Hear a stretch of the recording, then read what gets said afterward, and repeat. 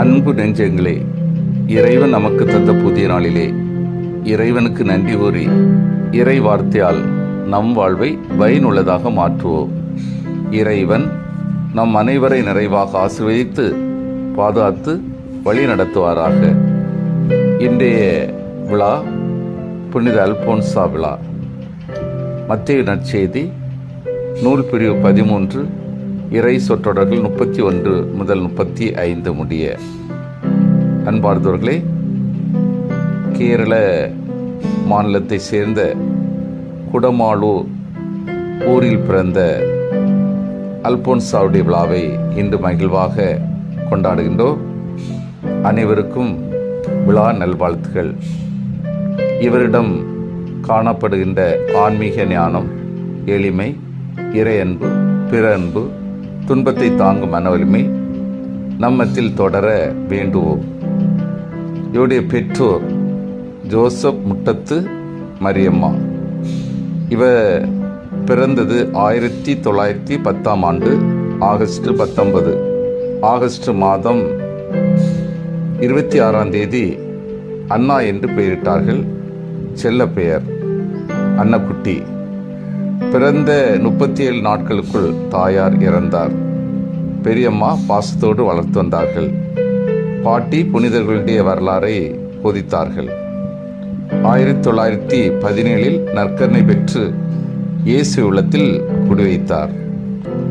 1925 உறுதி புஸ்தல் பெற்ற பிறகு இதயத்தை முழுமையாக இறைவனுக்கு அர்ப்பணித்தார். வாழ்விலே போராட்டம். திருமணத்திற்காக ஏற்பாடு செய்யப்பட்டது. மறுத்து பார்த்தார்.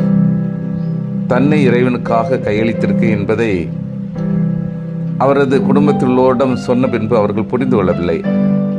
தன் அழகு தானே இதற்கு காரணம் என்று எரி நெருப்பில் கால் வைத்து தடுமாறி 3 மாதம் அவர் சிகிச்சை பெற்றுக்கொண்டிருந்தார். 90 நாட்களுக்கு பிறகு சிறு சிறிதாக புண் ஆறியது. அதன் பின்பு அவரது பெரியம்மா சம்மதித்தார்கள். அழைத்தலில் உறுதி. ஒருமுறை அருள் தந்தை சாக்கோ அவர்களை சந்தித்து தமது அழைத்தல் குறித்து பேசினார். பிரான்சிஸ்கன் கிளாரம்மாள் சபையில் உருசிலா வழியாக சேர்ந்தார். 1928 துறவற முக்காடு அணிந்தார். தன் பெயரை அல்போன்சா என்று சூட்டி மகிழ்ந்தார். 1930 துறவற ஆடையை பெற்றார். 1932 ஒரு பள்ளியில் ஆசிரியராக பணிபுரிந்தார். 1936 நித்திய வார்த்தைப்பாடு கொடுத்தார். கொடிய காய்ச்சல் வந்தது. இவரை கவனித்து கொண்டவர் வேண்டா வெறுப்போடு பணியாற்றினர்.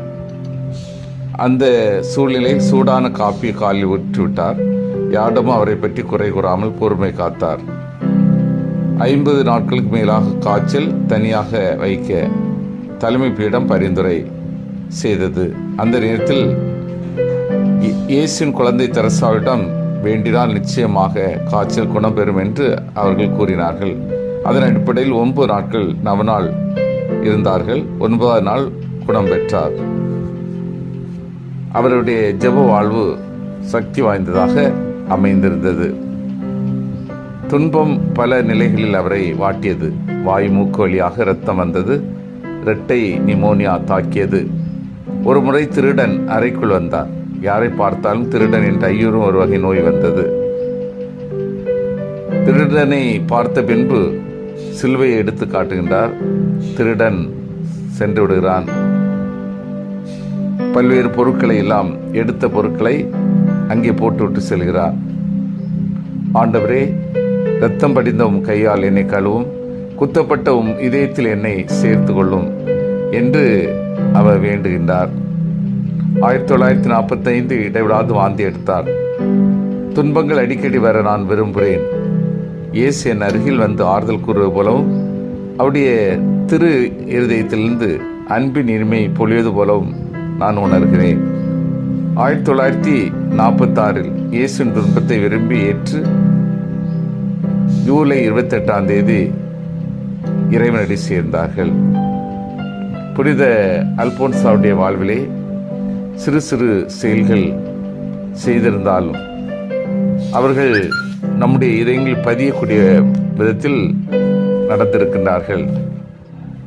அல்போன்சாவுடைய தனி வாழ்விலே இதயத்தில் எளிமை, பிடிக்காத உணவையும் மனமகிழ்வோடு உட்கொண்டிருக்கின்றார்கள். தூய்மைப்படுத்துவதில் எளிமை, தனது இல்லம் மட்டுமல்ல சுற்றுப்பகுதியும் தூய்மைப்படுத்துகின்ற பணி இயல்பாக அவரிடம் இருந்திருக்கிறது. ஜெபிப்பதில் எளிமை, சாதாரண சூழ்நிலையில் மட்டுமல்ல துன்பம் நோய் வாட்டுகின்ற வேளையில் ஜெபத்திற்கு முக்கியத்துவம் கொடுத்திருக்கின்றார். ஒரு முறை தீராத நோயினால் மிகவும் வேதனைப்பட்ட பின்பு குழந்தை தெரசாட வேண்டி அந்த நோயிலிருந்து விடுதலை பெற்றிருக்கின்றார்.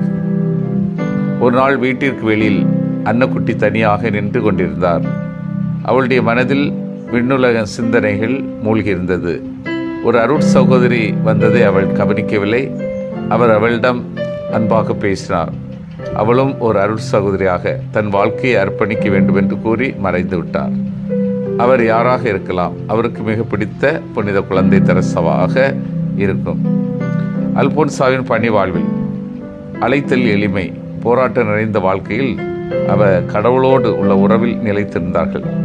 அர்ப்பண வாழ்வில் எளிமை, எளிமை கற்பு கீழ்ப்படிதல் இவை அவருடைய வாழ்விலே இடம்பெற்றிருந்தன. அர்ப்பண வாழ்வில் மட்டுமல்ல அருட்பணியில் எளிமை, பகிர்தலில் உதவி செய்தல், பிரச்சனைகளை பக்குவமாக அணுகுவதில், அவருக்கென்று கிடைத்த பொருட்களை பிறரோடு பகிர்ந்து கொண்டார்கள். இந்த புனிதை சிறு சிறு காரியங்களில் மிகவும் பிரமாணிக்கமாக செயல்பட்டார்கள்.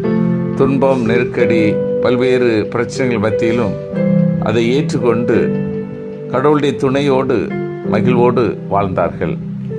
சிந்தித்து தியானித்து செயல்படுவோம். நான் புனித அல்போன்சாவை போன்று தாழ்ச்சி, எளிமை, கீழ்ப்படிதல் போன்ற பண்புகளில் வளர்ந்து கொண்டிருக்கின்றேனா? நான் இதயத்தில் இறைவனுக்கு முதலிடம் கொடுத்து செயல்படுகின்றேனா? வாழ்வில் எழுகின்ற துன்பங்களை மனமகிழ்வோடு ஏற்றுக்கொள்கின்றேனா? மன்றாடுவோமாக.